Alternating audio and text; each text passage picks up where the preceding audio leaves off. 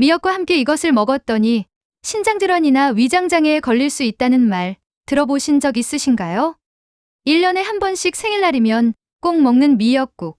미역은 김과 더불어 대한민국 국민들에게 가장 친숙한 해조류 중 하나라고 볼 수 있는데요. 또 산후조리 식품으로도 유명하여서 우리들의 식탁에도 자주 오르내리고 있습니다. 그런데 이 미역과 함께 먹으면 소화불량, 골다공증, 심지어는 암까지도 유발하는 음식이 있다고 합니다.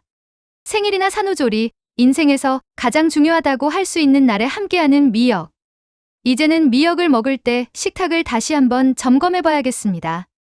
여러분의 점검을 도와드리기 위해 오늘은 미역과 함께 먹으면 좋은 음식과 독이 되는 음식을 정리해서 알려드리도록 하겠습니다.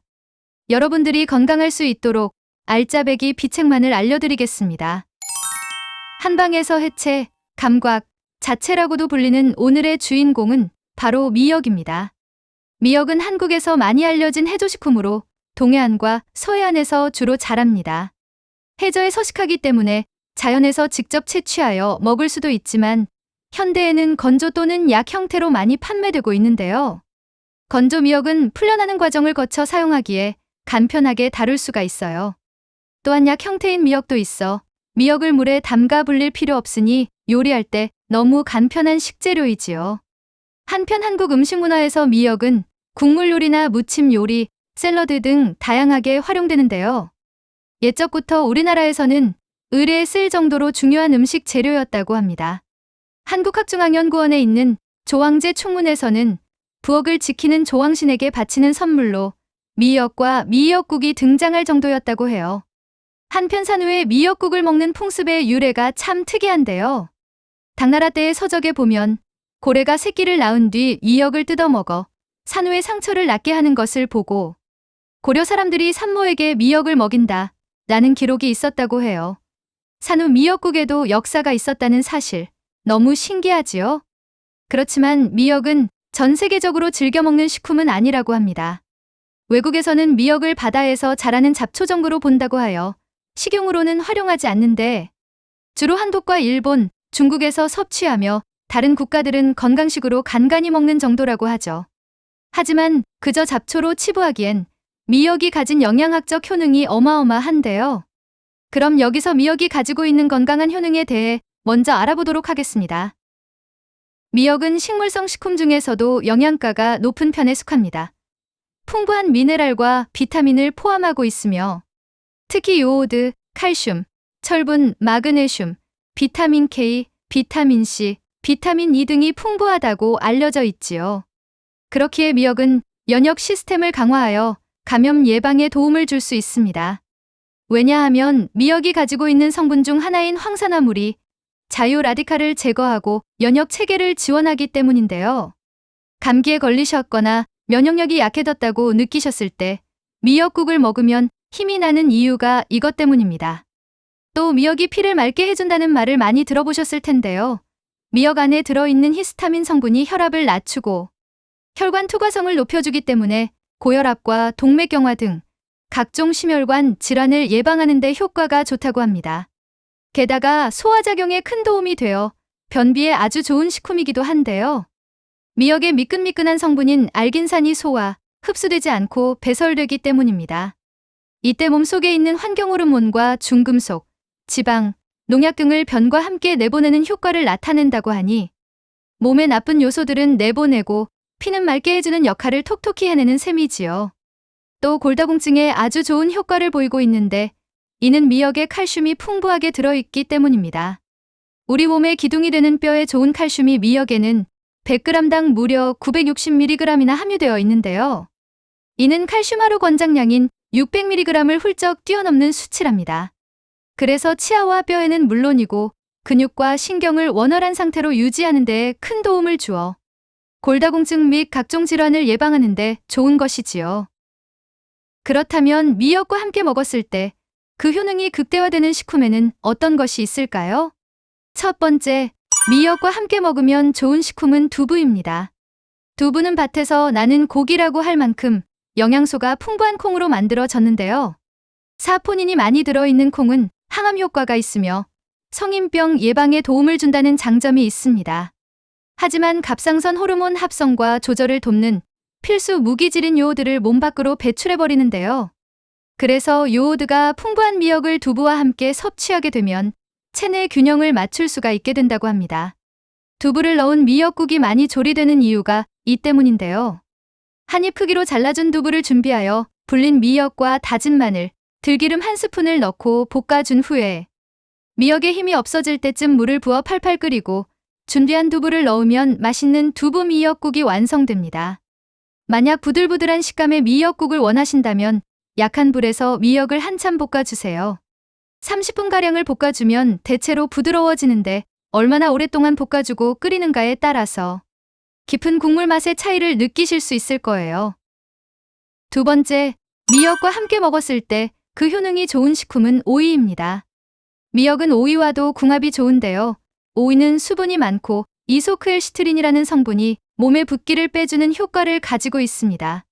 특히 여름철에 미역과 오이를 함께 섭취하면 부족한 수분을 보충하며 갈증을 해소할 수 있으며 뜨거워진 몸의 열을 떨어뜨릴 수 있는데요. 그렇기에 오이냉국은 여름철에 빠질 수 없는 메뉴로 사랑받고 있기도 하지요. 오이냉국에 필수로 들어가는 식초 또한 미역과 궁합이 좋은 식품이니 더운 여름철 원기회복 메뉴로 강력 추천드린답니다. 세 번째, 미역과 함께 먹었을 때 그 효능이 좋은 식품은 달걀과 고기입니다. 우리 몸은 다양한 생리적 기능을 유지하기 위해 혈액, 조직, 소화기관 등 여러 부위에서 산성과 알칼리성의 환경을 조절하고 있습니다. 이러한 조절은 우리가 먹는 음식물의 성질과 함께 조절이 되곤 하죠. 오늘의 주인공이었던 미역은 알긴산, 요오드 등 무기질이 풍부한 알칼리 식품입니다. 그렇기에 달걀과 고기와 같이 단백질이 풍부한 산성이 있는 식품을 섭취하게 되면 산도가 중화되어 소화 흡수가 잘 되도록 도움을 준다고 합니다. 서로 상성의 기질이 도움을 준다니 정말 찰떡궁합이 아닐 수 없겠지요? 하지만 이렇게 좋은 미역을 섭취할 때도 주의할 점이 있는데요.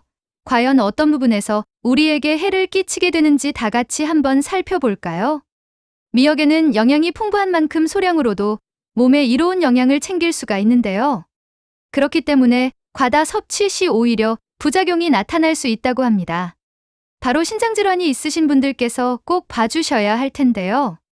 미역에는 각종 미네랄이 풍부하여 일부 흡수되지 못한 미네랄들은 신장을 통해 배설됩니다. 따라서 과도한 미네랄은 신장에 부담을 줄 수 있으니 주의해 주세요. 또 장이 민감하신 분들도 조심해 주셔야 하는데요. 미역은 식이섬유가 풍부해서 많이 먹으면 복부 팽만, 설사와 같은 증상이 발생할 수 있습니다. 특히 과민성장증후군과 같은 질환이 있으시다면 제 기능을 하지 못하는 장에서 문제가 발생해 결국에는 암과 같은 큰 병까지 생길 수가 있으니 경계해야 하지요. 게다가 미역국은 산모들이 먹는 음식이니 단백질도 많을 거라고 생각하시는 분들이 계실 텐데요. 사실 미역 자체에는 단백질 함량이 그다지 높지 않아요.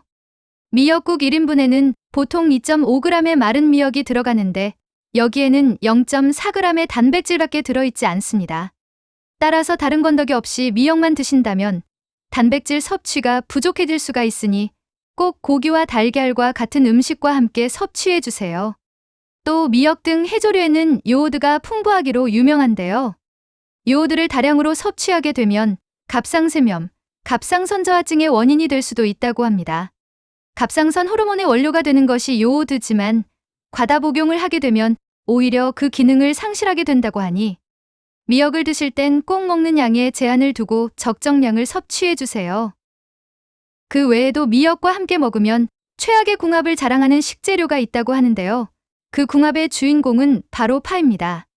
파를 다듬다 보면 미끈미끈한 촉감을 느껴보신 적 다들 있으시죠? 이는 파에 점질물이 들어있기 때문인데요. 그렇지 않아도 미끈한 미역국에 파까지 넣게 되면 음식 맛을 느끼는 혀의 미뢰세포 표면을 뒤덮어 버리게 된다고 합니다. 이는 영양적 문제가 아니라 파와 미역의 물리적 특성 때문에 생기는 일인데 파와 미역의 배합이 맞지 않아 특성이 섞이면서 고유한 음식의 맛을 느끼기 어려워지게 되는 것이죠. 또 미역과 파에는 칼슘, 칼륨, 요오드, 철분, 유황인, 비타민 A 등 미네랄 성분이 다량 포함되어 있어 두 음식을 같이 섭취하게 되면 이 성분들이 포화 상태를 이루게 되는데요.